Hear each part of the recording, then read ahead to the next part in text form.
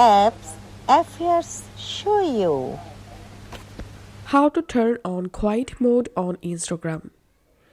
First of all, go to your Instagram profile page and tap on this menu icon. Tap on settings and privacy. Tap on notifications.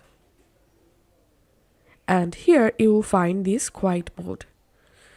Basically, quiet mode used to automatically mute notifications at night or whenever you need to focus.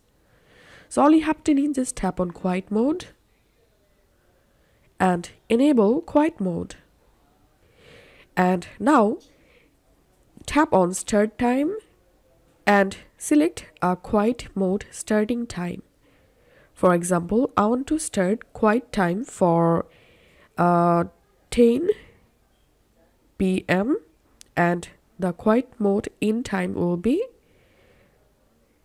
8 a.m. and you can choose days. I want to turn off quiet mode for Wednesday, so I'm going to deselect Wednesday and Friday. And as you can see, I've successfully turned on quiet mode. When this is on, your status and auto reply will be automatically updated to in quiet mode. You will get a reminder 10 minutes before quiet mode starts. If this video helped you out, please leave a like and leave a comment down below. Thank you for watching.